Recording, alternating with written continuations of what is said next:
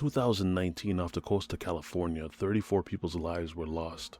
Off of the coast of Santa Barbara on a dive boat, most died except for some of the crew and 70-year-old Jerry Boylan, the captain. Whatever happened to the captain goes down with the ship. So as I mentioned, this was in 2019, but only as of recent, a U.S. District Court in Los Angeles convicted the captain on a single charge count of misconduct or neglect of a ship officer, which in short just means you didn't do your job.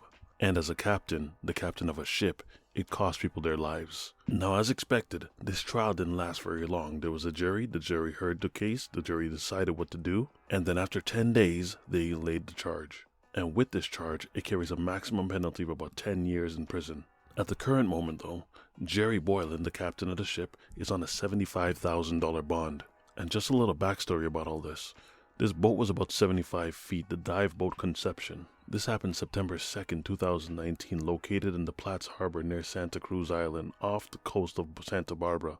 And on that day, on the Flames, 33 passengers and one member of the crew passed away that night while they were sleeping in a bunk room in the lower decks when the fires all began. And out of all of the people that passed that day, 5 crew members survived. So you ask yourself, we have that saying for a reason, right?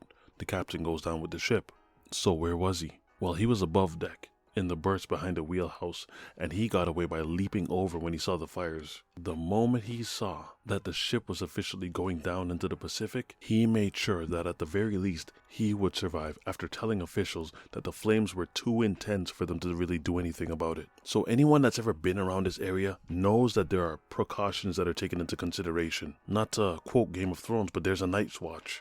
Someone somewhere is always patrolling the area just in case stuff like this happens. So with that taken into consideration, then the question is, what happened? Well, the captain neglected to maintain some kind of night watch. Not just with himself, he didn't even maintain to assign someone to the duty. So there was no patrol, and there was no training provided that would sufficiently teach everyone how to handle fire drills. When this all sparked off, no pun intended, sorry, no one even so much as attempted to fight the fires. They simply assessed quickly and then went overboard. Here's the part that gets me, and I actually have to quote this. Prosecutors said he was the first to abandon ship and did so without using the boat's public address system to warn passengers and crew about the fire. So it's not that he just abandoned ship. He was first to abandon ship and didn't even warn anyone that this was all happening.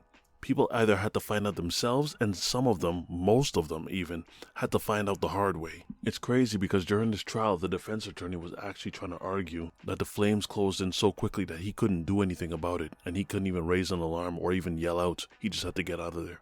But y'all correct me if I'm wrong. Is it not the captain's duties, or have those stipulations changed? But is it not his duty to make sure that everyone is taken care of? Now, while it is unsure as to what caused all of this, it is somewhat believed that the passengers had plugged in some cell phones and devices into some lithium-ion battery chargers in the back of the ship, which is what originally sparked this, as they claim.